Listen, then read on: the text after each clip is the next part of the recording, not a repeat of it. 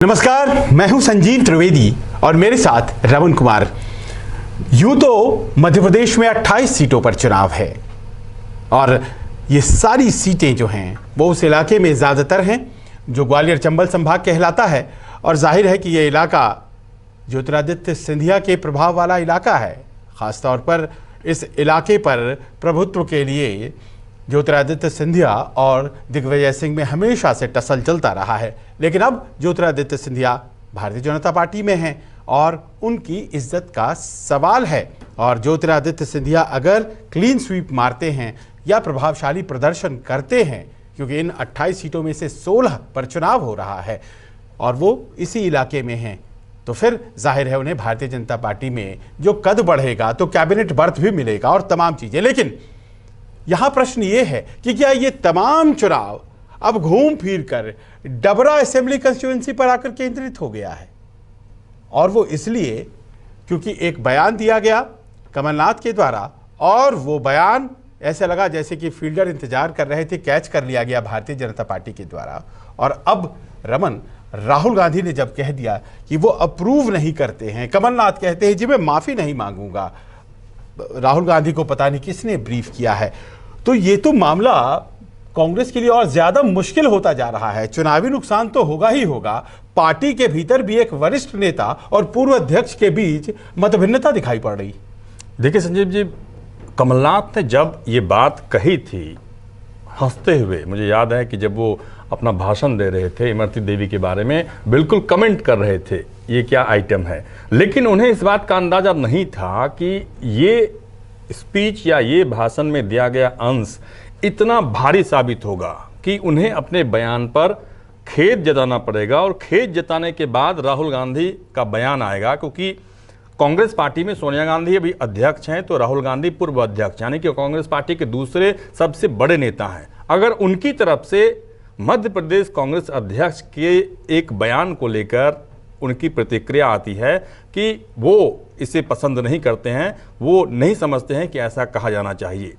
फिर जब केसी वेणुगोपाल राहुल गांधी को कहते हैं कि उन्होंने खेद जताया, तो फिर राहुल गांधी कहते हैं कि उन्होंने खेद जताया, लेकिन मैं मानता हूं कि अगर इस भाषा का इस्तेमाल नहीं करते तो ज़्यादा अच्छा होता। और कुछ ही देर के बाद जब कमलनाथ से सवाल पूछा जाता है कि राहुल गांधी ने ये प्रतिक्रिया दी है, तो उन्होंने कहा कि राहुल गांधी को पता नहीं किसने ब्रीफ किया।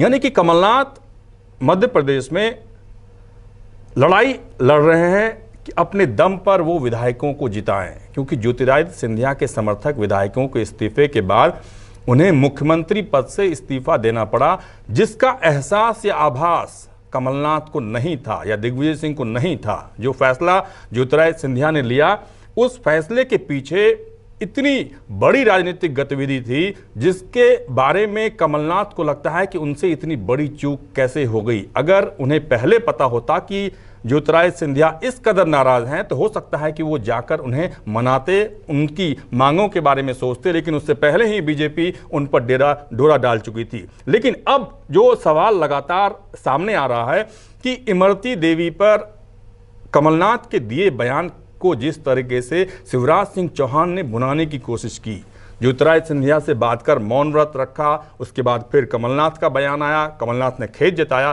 फिर राहुल गांधी का बयान आया, फिर कमलनाथ कहते हैं मैं माफ़ी नहीं मांगूंगा, फिर उन्होंने चिट्ठी लिखी कि मध्य प्रदेश की जनता से आप इस तरीके का बर्ताव मत करिए, क्योंकि मध्य प्रदेश की जनता ने आपको बहुत कुछ दिया है, मध्य प्रदेश ने आपको बहुत कुछ दिया है। आप ये मत समझिए कि आप मध्य प्रदेश की जनता से लूट खसोट सिर्फ करेंगे, क्योंकि ये पता नहीं है कि आप कहाँ के हैं, क्योंकि कल भी उनका कहना था कि आप कानपुर के हैं या कहाँ के हैं, ये किसी को पता नहीं, आप मध्य प्रदेश के नहीं हैं। यानी कि सेंटिमेंट जगाने की कोशिश कर रहे हैं कि कमलनाथ यहाँ के नहीं है, इसीलिए वो भावना इस तरह की बातें वो करते हैं। अब देखिए, जो रमन कह रहे थे, ये सिलसिला शुरू होता है, एक सभा में भाषण दिया जाता है और वहाँ से इमरती देवी खड़ी हैं और ये आइटम शब्द का प्रयोग प्रकारांतर से ऐसा लगा जैसे कि उनके लिए कर दिया कमलनाथ ने। हालांकि वो दोनों शब्द उन्होंने एक बार में नहीं कहे थे, लेकिन फिर भी अगर उन्होंने कहा तो जाहिर है बिल्कुल गलत है, लेकिन खेद जताने में पीछे हट गए। अब इसका इस्तेमाल बहुत अच्छे से किया और राजनीति में सब जायज़ है रमन, अगर ये चुनाव है, जीतना है तो फिर करना है। और ऐसे में उसे चुनाव आयोग तक पहुंचा दिया गया, नेशनल कमीशन ऑफ वुमेन तक पहुंच गया वो मामला। चुनाव आयोग ने अब मध्य प्रदेश चुनाव आयोग को लिखा है कि एक्शन क्या लेना चाहिए, आप हमें बताइए। मामला यहां तक हो गया कि पूर्व अध्यक्ष ने भी कह दिया कमलनाथ को कि जी हम अप्रूव नहीं करते हैं इस तरह की बातें। और अब तो सवाल बाहरी वर्सेस भीतरी पर भी शुरू हो गया है। मतलब कमलनाथ बाहरी हैं, ये पिछले 40 साल की जो उनकी राजनीति है मध्य प्रदेश में, उसमें शायद ये पहली बार आया है। छिंदवाड़ा से उन्हें कोई हरा नहीं पाया आज तक। बावजूद इसके अब ये समस्या सामने उनके खड़ी है कि क्या वो बाहरी हैं, इसीलिए वो इस तरह की शब्दावली का प्रयोग एक ऐसे व्यक्ति के लिए कर रहे हैं जो कि वंचित समाज से आता है। और क्या ये तमाम ऐसी बातें हैं जो कि अब भारतीय जनता पार्टी को चुनाव में मदद कर रही हैं रमन? क्या ये ऐसा महसूस किया जा रहा है? क्योंकि भारतीय जनता पार्टी के लिए आंकड़े लाना पहले भी बहुत ज्यादा मुश्किल नहीं लग रहा था, क्योंकि वो पहले से ही 107 पर हैं और उन्हें बहुमत के लिए 9 की जरूरत है। कुछ वहां इंडिपेंडेंट बीएसपी और सपा के भी विधायक हैं, तो उनके लिए 5, 6, 7 लाना ही काफी था। लेकिन क्या आपको लग रहा है कि वो ज्यादा से ज्यादा सीटें जो जीतना चाह रहे थे, वो राह इस विवाद के बाद अब आसान होती है? देखिए, मध्य प्रदेश में जो एक्सपेरिमेंट किया जा रहा है बीजेपी के द्वारा, वही एक्सपेरिमेंट उन्होंने कर्नाटका में भी किया। कर्नाटका में भी कांग्रेस और जेडीएस के कई विधायकों के इस्तीफे के बाद बीजेपी की सरकार बनी, फिर वहां उपचुनाव हुआ और कांग्रेस और जेडीएस ने पूरी ताकत झोंकी। बहुत सारे विधायक यानी कि बहुमत बीजेपी के साथ रहा और यही परिस्थिति उभर कर सामने आ रही है मध्य प्रदेश में, क्योंकि मध्य प्रदेश में जिन विधायकों ने इस्तीफा दिया वो ज्योतिरादित्य सिंधिया के कट्टर समर्थक माने जाते हैं। ज्योतिरादित्य सिंधिया का अपना प्रभाव के साथ साथ बीजेपी का प्रभाव, शिवराज सिंह चौहान की लोकप्रियता, क्योंकि अगर कमलनाथ मुख्यमंत्री बने थे तो विधायकों के बीच में बहुत ज़्यादा फासला नहीं था, बहुत कम का था। 107 विधायक शिवराज सिंह चौहान ने 15 साल शासन करने के बाद भी अपने दम पर या नरेंद्र मोदी के दम पर जिता दिया। लेकिन जो मुद्दा शिवराज सिंह चौहान ने उठाया, उस मुद्दे को अगर आप एनालिसिस करें, ध्यान दें, तो आपको लगेगा कि इस तरह की बात नरेंद्र मोदी भी चुनावी जनसभा में करते रहे। आपको याद होगा कि शहजाद पूनावाला के एक मामले को लेकर उन्होंने जनसभा में कह दिया, शहजाद पूनावाला ने ये आरोप लगाया, जो कांग्रेस पार्टी के करीबी नेता हैं, सोनिया गांधी के करीबी नेता हैं। या जो चाय वाला मामला था तो उन्होंने अपनी गरीबी को भुनाया कि मैं पिछड़ा जाति को हूं, इसलिए इस तरह का बयान देते हैं। तो कहीं ना कहीं बीजेपी नेता अगर कोई फैसला करते हैं, कोई अपनी बात ऐसी रखते हैं, तो वो एक स्ट्रैटेजी के तहत होता है। उन्हें ये ब्रीफ किया जाता है कि अगर इस मुद्दे को आप रेज करिएगा, सेंटिमेंट आगे बढ़ाइएगा, तो आपको फायदा मिल सकता है, क्योंकि वो दलित है, वो महिला है, उस पूरे इलाके में एक उनकी भावना जग सकती है और इसका फायदा बीजेपी को मिल सकता है। ये आ गया विवाद, और देखिए इस विवाद ने सब कुछ डाउन कर दिया है। एक तो कि पार्टी बदली, सिंबल बदला है, तो भारतीय जनता पार्टी के कई लोग हैं जिनको कि आज उस तरह से सम्मान नहीं मिल रहा है, क्योंकि उन्हीं के क्षेत्रों से अब नए लोगों को भारतीय जनता पार्टी का टिकट दे दिया गया है। जो प्रभावशाली लोग हैं उस इलाके के, जयभान सिंह पवैया हो या अजय बिश्नोई हो, इन सब को लगता है कि वो हाशिए पर जा रहे हैं। नरेंद्र सिंह तोमर उसी इलाके से हैं, लेकिन अब उस इलाके में ज्योतिरादित्य सिंधिया होंगे भारतीय जनता पार्टी के लिए। तो ये सब बहस तो थी ही, और ऐसा लग रहा था कि भारतीय जनता पार्टी के प्रोस्पेक्ट को ये सारी चीजें प्रभावित कर सकती हैं रमन। लेकिन अचानक से ये मुद्दा सामने आ जाता है और ऐसा लगने लगता है कि अब यही मुद्दा रह गया है।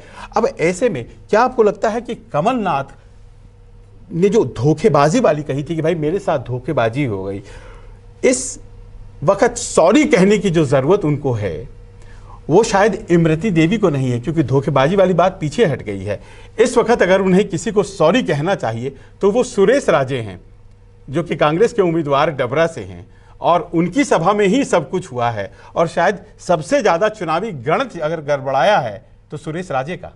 बिल्कुल आप सही कह रहे हैं। और कमलनाथ चूंकि बहुत बड़े जनाधार वाले नेता नहीं हैं, लेकिन उन पर आलाकमान ने जिस वक्त भरोसा जताया था तो ये कहा गया था कि सक्षम हैं, उनके पास पैसा भी है, काफ़ी उद्योगपति हैं, और वो सारा कुछ अरेंज कर लेंगे चुनाव के दौरान, जो कि ज्योतिरादित्य सिंधिया नहीं कर पाएंगे। और दिग्विजय सिंह का भी समर्थन हासिल था।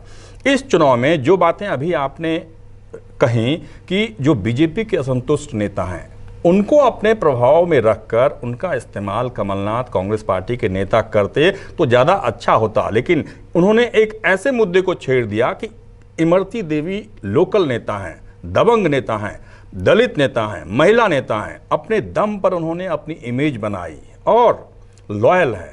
उन्होंने शुरू से ज्योतिरादित्य सिंधिया का हाथ पकड़ा और जो ज्योतिरादित्य सिंधिया कहते हैं उसी के हिसाब से वो फैसला लेती हैं। तो उस पूरे इलाके में इमरती देवी का काफ़ी प्रभाव है, काफ़ी मान सम्मान है। और इस फैसले के बाद आपने जो देखा, जो तस्वीरें सामने आई कि मैं कमलनाथ का पैर छूती थी, अपना बड़ा भाई मानती थी और उनकी आंखों से आंसू निकले। जो आंखों से आंसू निकले, उस आंसू के बारे में जो उस इलाके की जनता है, जो दलित जनता है, महिला जो वोटर है, उन पर प्रभाव पड़ा हुआ है। इस बात का एहसास शिवराज सिंह चौहान को भी है, ज्योतिरादित्य सिंधिया को भी है। और इसीलिए कमलनाथ को बाद में खेद जताना पड़ा, क्योंकि अगर उन्हें लगता कि उनके जुबान से जो बातें निकली वो गलत है तो दूसरी जनसभा में या दूसरे पत्रकार सम्मेलन में वो खेद जता देते। लेकिन जब उन्होंने देखा कि लगातार ये खबरें चल रही है, उन पर दबाव आ रहा है, उसके बाद उन्होंने खेद जताया और उसके बाद फिर माफी मांगने का दबाव उनके ऊपर। अच्छा होता अगर दिल बड़ा करके वो तुरंत इमरती देवी से माफी मांग लेते, ये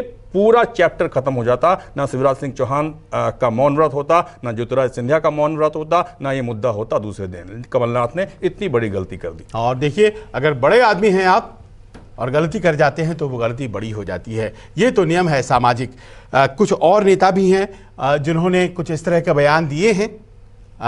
मंत्री ही हैं बिसाहू राम, जो कि मध्य प्रदेश सरकार में इस वक्त हैं, लेकिन उनके बयान से इतना बड़ा बवाल नहीं हुआ है। उनका बयान भी उतना ही आपत्तिजनक हो सकता है, लेकिन चूंकि बड़े आदमी हैं कमलनाथ, जाहिर है उनके ऊपर निगाहें सबों की थी और ये सामने तस्वीर हमें दिखाई पड़ रही है। अब से कुछ देर पहले यह खबर भी आई है रमन की, खुद सिंधिया कह रहे हैं कि यह न कांग्रेस का चुनाव है, न बीजेपी का चुनाव है, ये सिंधिया का चुनाव है। उन्हें भी ये लग रहा है कि अब अपने प्रभुत्व को स्थापित करने का एक मौका दिखाई पड़ रहा है उन्हें, क्योंकि जीत अगर होती है तो जाहिर है ये जीत कही जाएगी ज्योतिरादित्य सिंधिया की। तो ऐसा आपको लग रहा है कि भारतीय जनता पार्टी में खुशी की लहर है इस विवाद के बाद, और जैसे जैसे दिन नजदीक आ रहे हैं मतदान के, उन्हें लग रहा है कि मैदान मार लिया? क्योंकि एक इसका दूसरा पहलू भी है, क्योंकि शिवराज सिंह चौहान मुख्यमंत्री रहते जो उन्होंने फैसला किया उसका फॉलो ज्योतिरादित्य सिंधिया को करना पड़ा कि वो उन्होंने भी कहा कि मैं मौन व्रत रखूंगा।